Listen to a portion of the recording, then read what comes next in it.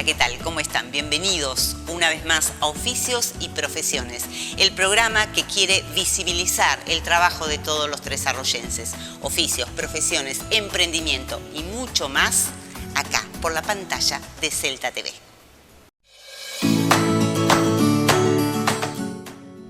Hoy vamos a arrancar con un oficio que a mí me gusta mucho y que tiene que ver con la fotografía.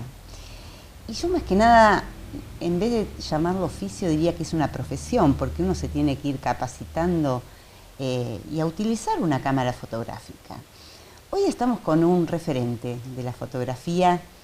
Él es Rubén Pinela y la verdad que va a ser un placer que me acompañen el día de hoy en Oficios y Profesiones.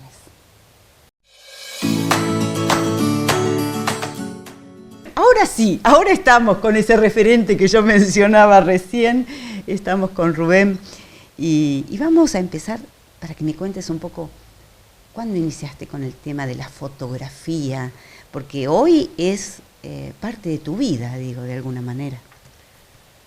Sí, definitivamente es parte de mi vida. Bueno, primero que nada, gracias por la invitación, siempre por tenerme en cuenta, por considerarme un referente. Además, sí, es un montón, pero bueno, eso también habla de los años que uno tiene, ¿no? De alguna manera. Bueno, estábamos hablando previo a empezar a grabar de esas cuestiones. Yo siempre cuento la misma anécdota y la voy a repetir, evidentemente, porque pero hay gente, como el diría, público se renueva, claro, ¿no? como diría una diva, el público se renueva. Bueno, no, yo, o sea, digamos, formalmente, yo diría que empecé más o menos hacia 1990, 1991. Sin embargo, hay un antecedente. En mi casa no había una cultura fotográfica muy fuerte. Mi papá tenía una cámara, pero se usaba muy ocasionalmente. Hay que decirle a la gente más joven que pueda estar mirando esto que antes había que comprar un rollo, había que revelarlo, había que copiar y todo eso insumía un costo cada vez que hacías una foto. Ahora el costo es comprar el equipo que hace las fotos, que puede ser incluso un teléfono celular o cualquier cámara, y ya tenés la foto en una pantalla, con lo cual, digamos, la parte de tener la foto es mucho más inmediata y además sin costo. Pero antes tenía un costo, con lo cual en una familia obrera los rollos se estiraban y capaz que tardabas 3 años en revelar uno, no sé, digo un número al voleo, no digo que sea literal el caso particular de mi familia, pero no había igualmente una cultura de hacer fotografías. Entiendo que lo económico influía, pero también un no tener demasiado interés por eso. Así que es raro que a mí me pegue por esto, ¿no? Yo creo que la conexión la hago porque para mí, yo toda la vida me dediqué a comunicar y a expresarme, a contarme, en mis fotos muy metafóricamente, porque yo no hablo linealmente de mí, pero estoy hablando de mí como cualquiera que haga fotografías, como cualquiera que haga arte, en definitiva, ¿no? Pero bueno, el origen, entonces, formalmente, como te decía, para mí es esa fecha, 1990-1991, que es cuando agarré una cámara en serio por primera vez. Sin embargo, en el viaje de egresados de la escuela secundaria, que eso fue un tiempo antes, unos 6 años antes, un compañero aparece con una cámara de fotos y junto compartimos el asiento del ómnibus que nos llevaba a Bariloche. Y me dice, mi mamá me dio la cámara, porque dice, si vas a Bariloche tenés que llevar una cámara, qué sé yo, es un embole, yo no quiero hacer fotos. Me dice, te la doy a vos. Bueno, déjamela. El asunto es que cuando estábamos en Bariloche, todos los pibes y las chicas y los chicos, mis compañeros de escuela, que tenían una cámara, se dedicaron a fotografiarse entre ellos, hacer las bromas, lo típico. Y todas mis fotos son de cualquier otra cosa, sí, paisajes y otras cosas, hasta una vereda, qué sé yo, cualquier cosa, pero no aparece ni uno de nosotros. Entonces, mi compañero, el que me dio la cámara, siempre me recuerda la anécdota esta de todas las veces que nos hemos vuelto a encontrar, que no son muchas porque él ahora ya no vive en Tres Arroyos. Ni una foto con ellos. Claro, dice, tengo las fotos de Bariloche más insólitas de un viaje de egresados, más aburridas de un viaje de egresados, porque no aparecemos nosotros nunca. Y bueno, le digo, vos me diste la cámara, no me dijiste que había que hacer, no me diste una instrucción, yo hice lo que quise, listo. ¿Tu mamá tiene las fotos de Bariloche? Sí, está contenta, creo que estaba contenta. ¿Las volviste a ver? No, nunca, porque él vive en La Plata hace mucho tiempo y bueno, nada. Cámaras con rollo, ¿no? Sí, obviamente, una cámara compacta de película, muy básica. Creo recordar alguna que sí vi, me parece que eran unas gaviotas, o no sé, algún bicho que vuela en una excursión en un lago. Eso es la única que recuerdo ahora que creo que vi, pero ni siquiera sé si es una de las que saqué yo o hizo algún compañero o compañera en ese viaje. Pero el resto tienen un montón de fotos. Y claro, y yo pienso, siempre cuando empiezo a atar cabos, viste que uno va conectando, sobre todo cuando a uno le interesan esas cosas de la cabeza y de la mente, que me parece que ahí hubo algo, ¿no? Había algo ahí. Y bueno, se despertó del todo 6 años después. Y evidentemente cada vez con más presencia en mi vida, ¿no? Al punto de que en un momento yo hacía fotografía y periodismo, locución, todas esas cuestiones que más o menos creo que ya saben, y en un punto corté con toda la parte de medios, digamos, y me dediqué exclusivamente a la fotografía y especialmente a la enseñanza fotográfica, que eso es lo que más me atrajo, lo que más me entusiasmó como un medio de vida con la fotografía, porque como artista, bueno, no vivo de la fotografía, pero lo necesito para vivir, ¿sí? Es decir, hay una necesidad expresiva que sigue estando, pero bueno, mis fotos ocasionalmente puedo vender una, pero no a valor de mercado de arte, ¿sí? Pero bueno, nada, pero lo importante no es eso, sino lo importante es poder hacer fotos que me satisfagan a mí y, digamos, el medio de vida, por lo tanto, es la docencia. Cuando vos sacás una fotografía, ¿pensás en eso o te surge en el momento? Las dos cosas. Hay ocasiones en las que la idea está de antemano y hay muchas otras en las que no, en las que aparece. Sí, no hay una fórmula, no hay ni una fórmula ni una manera específica. Sí hay unas temáticas que me interesan. ¿Cómo cuál? Bueno, desde lo que se ven las imágenes, a mí me interesa todo lo que está en ruinas, todo el deterioro, todo el abandono. El paso del tiempo. El paso del tiempo, efectivamente, sí. La fotografía, si hay algo que hace, es registrar el paso del tiempo. De hecho, cuando uno ve una fotografía de hace 10, 20, 30 años... Cuando uno era chiquito y ahora... Claro, conectás con el pasado. Uy, mirá cómo me vestían mis viejos, qué sé yo, no sé, ese tipo de cosas. O mirá las modas de aquel momento. Sí. La fotografía cobra un valor con el paso del tiempo, ¿no? Sobre todo ese tipo de fotografía bien documental. Ahora, en mis orígenes como fotógrafo ya un poco más en serio, digamos, yo tenía pretensiones de fotógrafo documentalista clásico. Me di cuenta que me fui corriendo de ese lugar.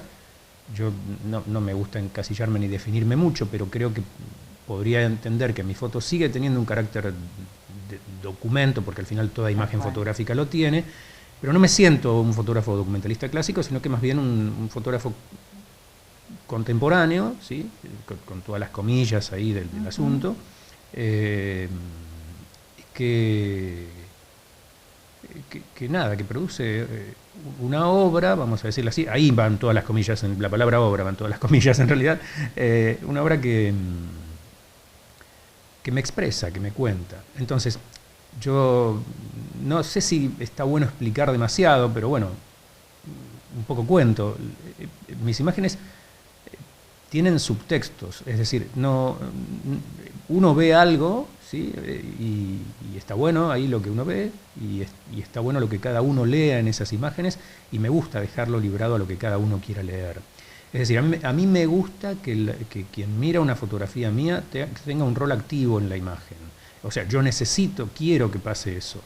Después pasa, no pasa, pero que en general siempre pasa, porque todos al ver una imagen, en realidad, algo. Claro, sí, porque la filtramos a través de nuestro propio filtro, valga la redundancia, a partir de nuestro propio filtro, de nuestra propia historia, nuestra propia experiencia, con lo cual siempre resignificamos lo que vemos, porque la fotografía tiene una cualidad de ambigüedad, que si vos no le pones un pie de foto que diga acá tal cosa, lo que ves en esa imagen queda librado a tus emociones, a tu historia personal, a tu historia, a la cultura en general, claro, sí, a la emoción de ese instante, claro, que te puede cambiar dentro de una hora o dentro de una semana, con lo cual no me gusta explicarlo mucho, pero en general yo siempre digo que mis imágenes, si bien tienen un aspecto documental, no son documentos, son metáforas. Y en lo personal yo siempre siento, después de muchos años de hacer más o menos un mismo estilo de fotografía, unas mismas temáticas, que lo que me mueve, porque me preocupa, porque me inquieta, porque es una obsesión, es la imposibilidad de perdurar de todas las cosas. Y con eso estoy hablando no solo de las cosas como objetos, sino de la vida en sí mismo y de lo efímero de todo, ¿no? De esa... La finitud, sí, es un bajón al final de lo que hablo, ¿no? Sí, es un bajón. Pero bueno, porque es un garrón la finitud. O sea, entonces, al final a mí lo que me preocupa es eso. Me preocupa la finitud, pero no que me preocupa en términos de... digamos, me jode. O sea, me molesta, ¿sí? Me parece que en un punto es como injusto, que en todo caso, no sé, bueno, nada, bueno, no quiero filosofar demasiado, pero un poco como que el tiro va por ahí, ¿no? Va por el lado, digamos, si hay como una idea, es esa, me parece. Y habría otras, pero bueno, en principio es esa. Después hay algunas cosas más documentales, hay otras menos documentales, y hay un montón de ideas que no logro desarrollar porque a veces no le dedico el tiempo que requieren y que son trabajos más complejos, que llevan más tiempo. Pero bueno, nunca digas no. Pierdo, digamos, de vista que eso en algún momento lo quiero hacer, ¿no? Si vamos a la parte técnica, ¿qué tenés en cuenta? La luz, el contraste, el entorno, la cámara, el tipo de cámara. No, esencialmente la luz. Fotografiar es tener muy en cuenta la luz. Pero ¿El también encuadre famoso? Sí, no, bueno, sí, también el encuadre, sí. Fundamentalmente la luz te iba a decir y el encuadre inmediatamente después.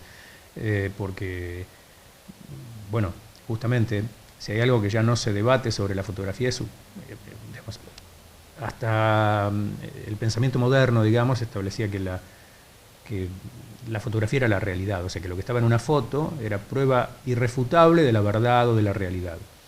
Eso está en debate hace muchos años y ya creo que no es debate, mucho menos en estas épocas de inteligencia artificial y demás, ¿no? Pero me parece bien en ese punto porque sacar a la fotografía de ese rol de tener que ser la que representa la verdad nos pone a pensar en lo que realmente la fotografía siempre fue. Y toda fotografía es un recorte espacial y temporal, por lo tanto hay una carga de subjetividad gigantesca. Es decir, cuando yo digo recorte espacial y temporal, digo que recorte espacial es de una enormidad de espacio, yo selecciono solo una pequeña parte que es la que quiero mostrar. Por lo tanto, se toma una decisión previa que es que no quiero mostrar. Y eso, ¿más sesgo que eso? Bueno, y luego el instante de tiempo, si es una escena que tiene algún grado de acción, ¿no?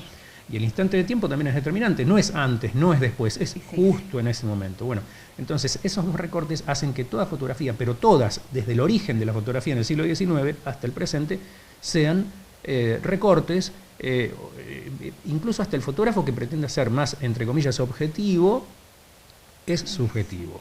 Porque no hay manera de que un lenguaje humano exprese objetividad. Siempre todo va a estar atravesado por nuestra manera de entender el mundo, de ver el mundo, nuestra sensibilidad. Bueno, y en todos los lenguajes pasa lo mismo, pasa hasta en el lenguaje escrito, en el lenguaje oral. Yo lo pienso en una noticia, uno recorta esa realidad y cuenta lo que quiere contar, de acuerdo a su subjetividad, ¿no? Claro, hay un ejercicio muy divertido para hacer, que lo puede hacer el señor y la señora en su casa. Se los propongo, vayan hasta la esquina, vayan, por ejemplo, en este momento que están ahora, no sé, ¿a qué hora sale el programa? Perdón. A las 11 de la noche, o sea, bueno, que están perfecto. Después de comer, ya cenaron, listo, ¿no? ya cenaron, si no llueve, si no hace demasiado frío, les propongo algo. Salgan hasta la esquina de su casa. A ver si llueve. Primero, a ver si llueve, podría ser, pero está buena la idea para pensar en esto. Vayan, miren, observen, quédense 15, 20 minutos, media hora, luego vuelvan y escriba cada uno qué vio. Y evidentemente va a haber coincidencias, pero va a haber cosas que van a estar atravesadas por la mirada de cada uno y no van a ser exactamente igual. Por más que hayan estado en el mismo sitio, viendo en teoría las mismas cosas. Y bueno, y así es. Lo mismo en la fotografía. Sí, en la vida, todo es así, todo. Sí, por eso a veces es tan complejo, no sé, me voy a meter en un tema que desconozco totalmente, pero me parece, no sé, un choque de autos. Claro. Por ejemplo, en vez de ser una soncera, un choque suave, sonso, sin ningún riesgo para la integridad física de nadie, pero las interpretaciones, busquemos testigos, a ver, los que vieron el choque. Pero el que lo vio de aquel lado, y de uno una dice, manera... no, la culpa la tuvo el del auto azul, la culpa la tuvo el del auto rojo. Claro. No, porque el fulano venía rápido. Claro. No venía rápido, dice otro. Bueno, a ver. Ese sesgo. Sí, claro, bueno, es inevitable. Entonces, creo que entender esto, me parece que también nos empieza a ser un poco más flexibles, y es tan importante para no andar por la vida teniendo tantas certezas, porque más bien lo que tenemos que tener andando por la vida son dudas. Y la duda es muy interesante, si bien es un tema, pero es muy interesante porque te abre la cabeza. Cuando vos tenés certezas, te cerrás. Claro, ya está, tengo una certeza, entonces ¿qué? Es blanco-negro. No salgo de acá, claro. Y a mí me parece que es terrible. Pero vivimos en un mundo que nos ha enseñado a tratar de tener certezas. Entonces, romper con ese aprendizaje y empezar a estar permanentemente teniendo dudas, no es fácil y hay que tener ganas de hacerlo. Y no todo el mundo tiene ganas, y me parece perfecto, por otro lado, que la gente no tenga ganas de meterse en esos bardos. Pero bueno, es un asunto. ¿Cómo enseñás la fotografía? ¿Cómo lo haces? A ver, ¿cómo enseñás y qué enseñás? ¿En qué te centras puntualmente? Bueno, en un principio siempre hay que enseñar la parte técnica. A ver, porque ¿cómo la es gente, una cámara? Claro, porque la gente llega normalmente... La cámara tiene partes. Claro, la mayoría de la gente llega a un curso de fotografía porque tiene una cámara de fotos y me dicen, no sé ni cómo se prende, por poco, ¿no? Bueno, entonces hay una enseñanza del uso del equipo, pero siempre haciendo mucho foco, mucho énfasis en que la cámara es una herramienta. Es simplemente eso, una herramienta. Hay una frase de Jorge Drexler que también la he repetido 1500 veces, pero que me parece genial, que está en una de sus tantas canciones conocidas, que dice, la máquina la hace el hombre y es lo que el hombre hace con ella. Bueno, en este caso es así. Entonces, al final, digamos, si hay que hacer una trazabilidad de cómo sería aprender fotografía conmigo, pero pienso que con muchos otros docentes se parece, pero por lo menos en mi caso, primero aprender a manejar el equipo y luego, o en simultáneo, mejor dicho, ¿sí? Si se puede en simultáneo y si no será posteriormente, ir empezando a ver qué querés contar, de qué querés hablar, cuáles son tus necesidades, ir descubriendo, o sea, tiene que ver más con un autodescubrimiento de qué cosas me interesa mirar, claro, me interesa comunicar, me interesa expresar, para que efectivamente al final las fotografías sean representativas, claro, de sean, manera, como también se suele decir, siempre un autorretrato, aunque uno no esté en la foto, claro, ¿sí? Claro. O sea, al final eso es una fotografía, un autorretrato. Estoy yo ahí, aunque la foto sea de una montaña, ¿sí? Pero por algo elegí esa montaña, por algo elegí desde ese lugar, hice esa foto de la montaña, etcétera, ¿sí? ¿Qué es lo más difícil en la parte técnica de una cámara? Entenderla, cuando tienen tantos, uno dice, a ver, cotidianamente, a ver, ay, tiene tantos botoncitos y hay una ruedita y ¿qué hago primero, no? En general, lo que suele costar un poquito más es el uso de la cámara en el modo manual, que en el aprendizaje técnico del equipo es como necesario empezar por ahí, porque te hace entender cosas que al final redundan en cuestiones estéticas. Es decir, no es que hay que aprender a manejar la cámara en el modo manual porque eso te convierte en fotógrafo o fotógrafa. No. La idea de aprender ese modo tiene que ver con que desde ahí tenés un control del equipo, eso es verdaderamente estar en principio manejando el equipo, y permite entender mejor también el resto de las funciones. ¿Sí? O sea, es como ese es el punto de inicio, por lo menos desde mi punto de vista, y el de muchos colegas es igual. Y eso cuesta un poco al principio. A mucha gente le cuesta, a mucha gente le resulta sumamente sencillo aprenderlo. Pero como en todo aprendizaje, es así. Cada uno tiene sus tiempos. Pero por regla general lo que suele costar un poquito más es esa cuestión. Y una vez que se entiende, se asimila muy fácil y se dan cuenta que es algo totalmente... Yo siempre lo comparo con manejar un auto. ¿Viste? Digo, para trasladarlo a gente que por ahí en este momento no puede estar viéndonos y no tiene ningún tipo de contacto con la fotografía, ni piensa tenerlo, más allá de hacer alguna foto ocasional con el celu. Aprender a manejar una cámara se parece un poco a cuando uno empieza a manejar un auto. Viste que hablemos de autos no de caja automática, sino de autos de caja manual. Uno está muy pendiente de cuánto hay que presionar del acelerador y con qué velocidad hay que ir soltando el embrague al mismo tiempo para que el auto no salga haciendo esos movimientos que te hacen saludar. Después tenés miedo de errar los cambios, entonces mirás la palanca de cambio. Cuando vas a frenar mirás los pedales. O sea, es como que al final es un mundo de cosas que tenés que mirar. En un punto eso se internaliza y lo haces todo de una manera muy automática, y haces los cambios y acelerás y frenás y etcétera, etcétera. Bueno, con la cámara termina pasando lo mismo. En la mayoría de los casos, por lo menos de mis alumnos y alumnas, veo eso, termina pasando. Y entonces ahí es cuando llega la que es verdaderamente la parte más difícil, aunque no todo el mundo termine de verla como la parte más difícil, que es: ¿y ahora qué cuento?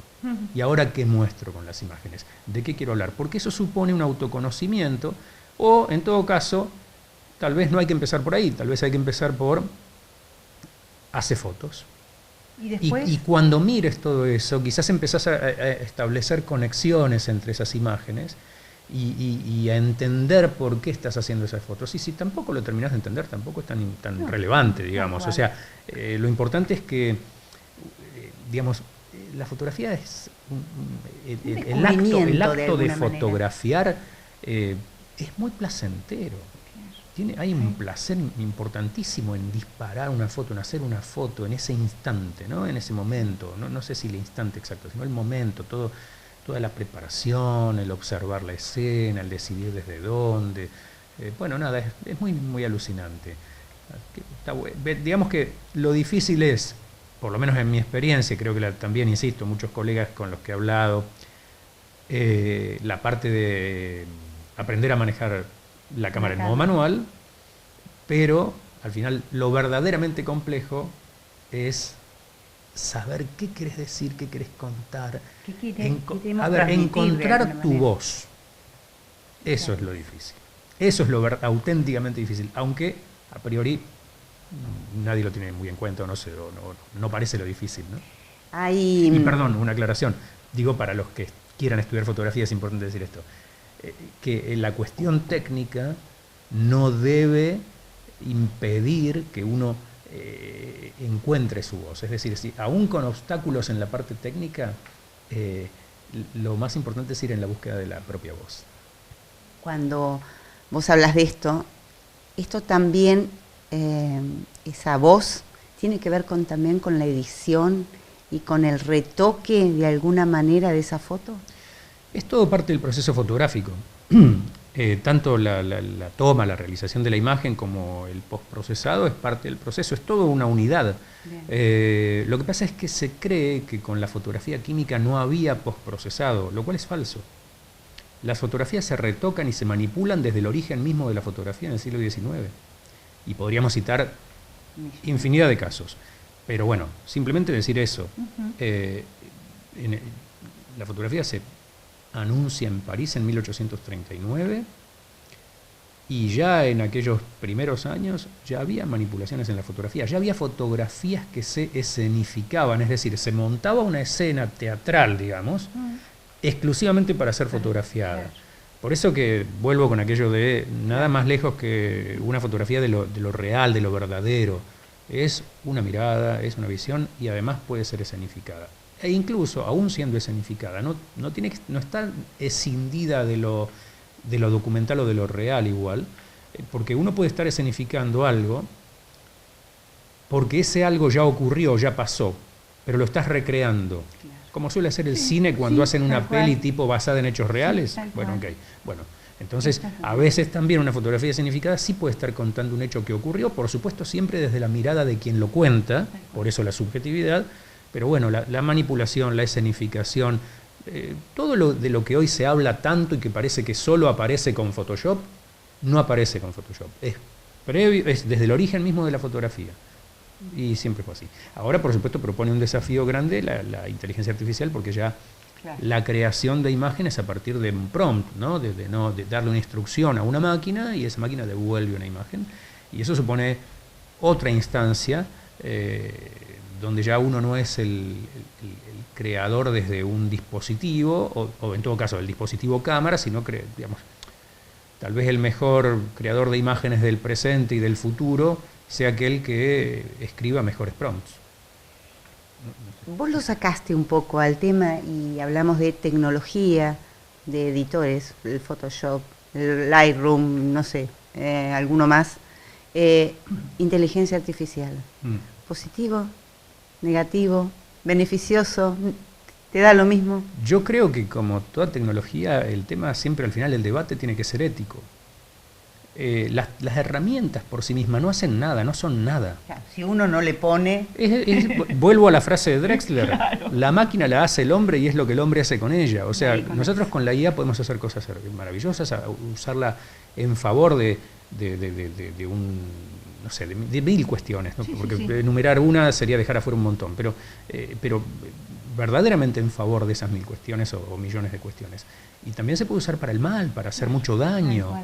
Pero eso tiene que ver con la condición humana, con las personas que están detrás del manejo. A ver, también con una cámara de fotos se puede hacer mucho daño, porque vos podés hacer una imagen, descontextualizar totalmente, sacar a la luz algo que no...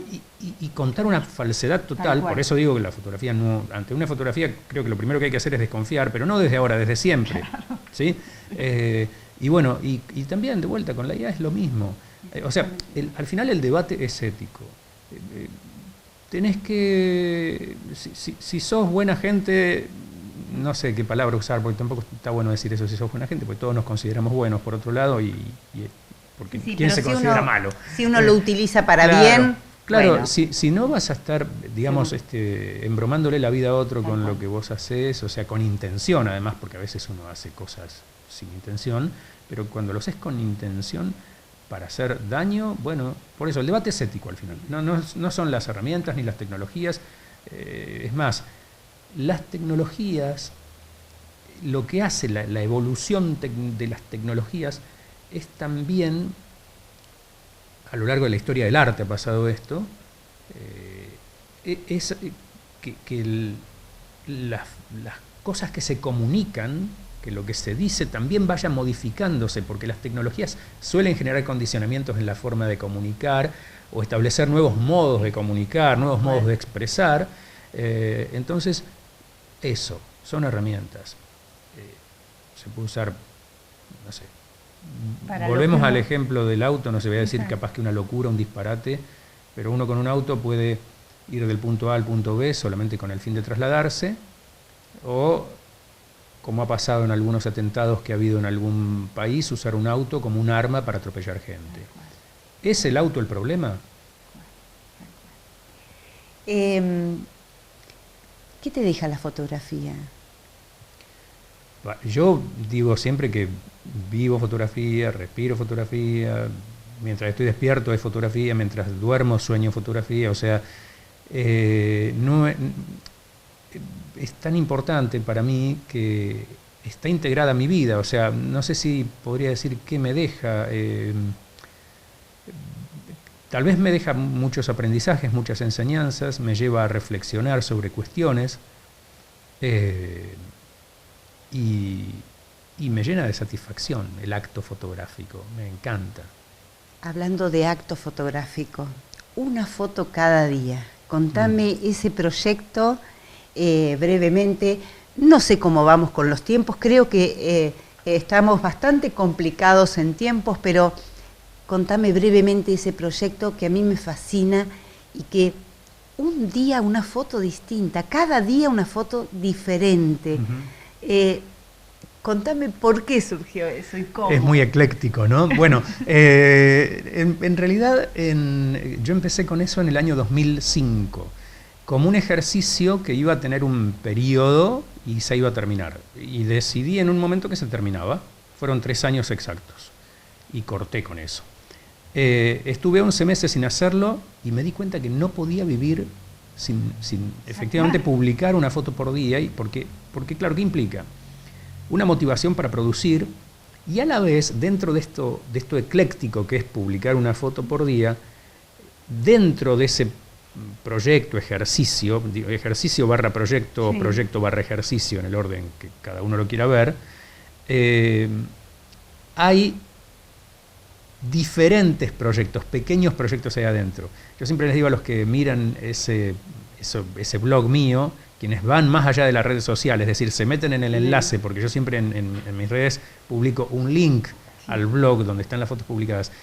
Para que se vea entera también, ¿no? Sí, por un lado para que se vea entera, pero además en ese posteo de blog hay etiquetas, o sea, palabras claves. Sí.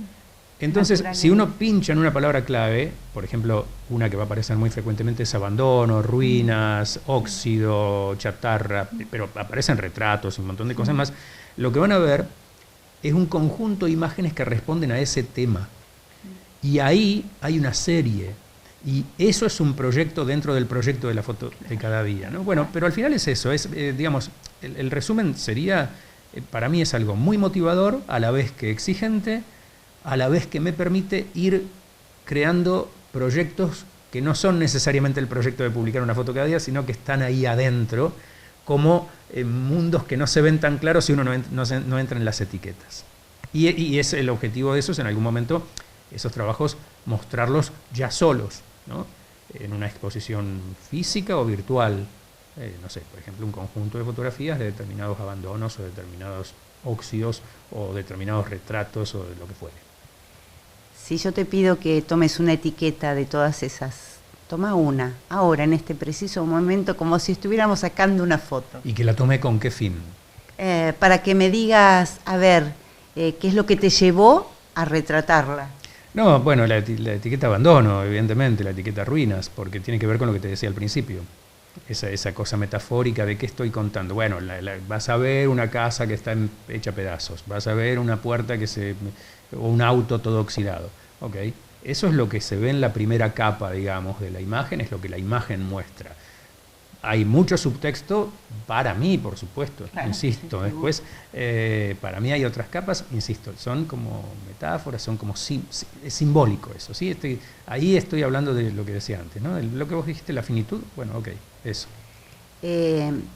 ¿Cómo te encuentra la gente común que quiere ver esas fotos cada día y hacer como un calendario? De alguna manera es el calendario, es seguir mes a mes a ver qué hay. Sí, pues es que alguna vez algunas personas me comentaron, lo puse como página de inicio en el navegador web.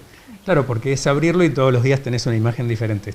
Ya la gente ahora no sé si usa un navegador web porque estamos todos con el teléfono, pero bueno, como se dice ahora, @Rubén Pinela y listo. Y ahí aparece todo. Y van a ir apareciendo las cosas y hasta donde cada uno quiera llegar, busquen. Que me escriban si alguien tiene una inquietud, claro, una pregunta. Está re bueno eso, ¿no? Poder interactuar.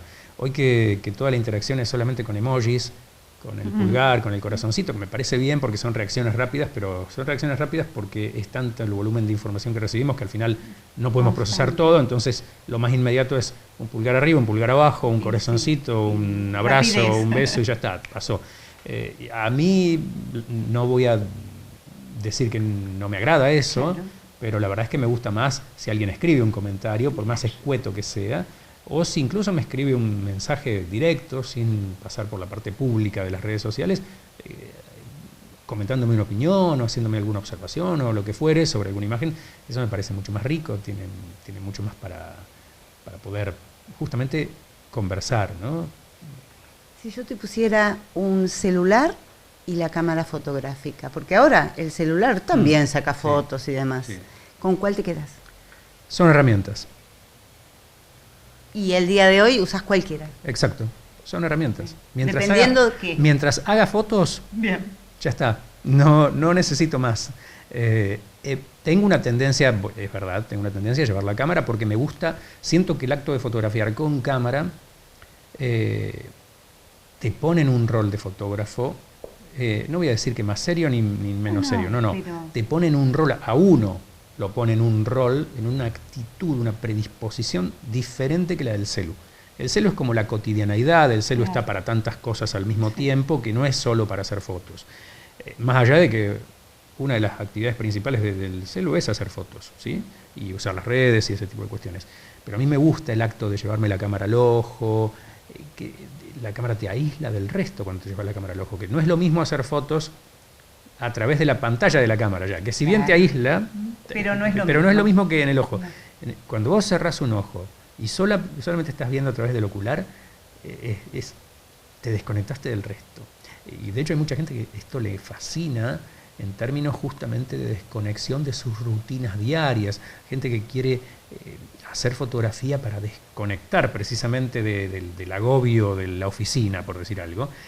Ese acto es una desconexión para el que busca eso, pero a la vez, para los que hacemos fotografías constantemente y con una intención artística, como en mi caso, por ejemplo, es maravilloso porque estás ahí en ese mundo, en ese instante y nada más importa.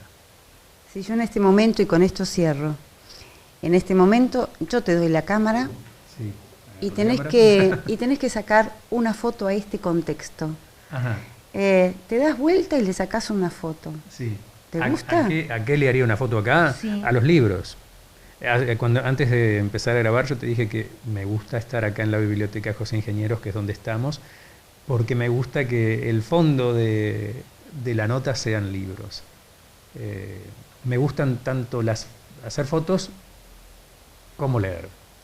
Entonces me parece un buen entorno para que me representa estar en una biblioteca, tener libros aquí detrás nuestro, así que le haría una foto a los libros. Gracias por el tiempo, por la predisposición, como digo siempre, un placer. Y bueno, y a seguir con ese instante, digo, de alguna manera, ese momento, y a seguir con esas ganas y esa pasión que es la fotografía para vos. Bueno, muchas gracias por la invitación. De vuelta, la deferencia de tu parte y del canal, siempre estar tan atentos a las cosas que hago y siempre invitarme para alguna entrevista, para charlar de la fotografía y bueno, la verdad que muy agradecido.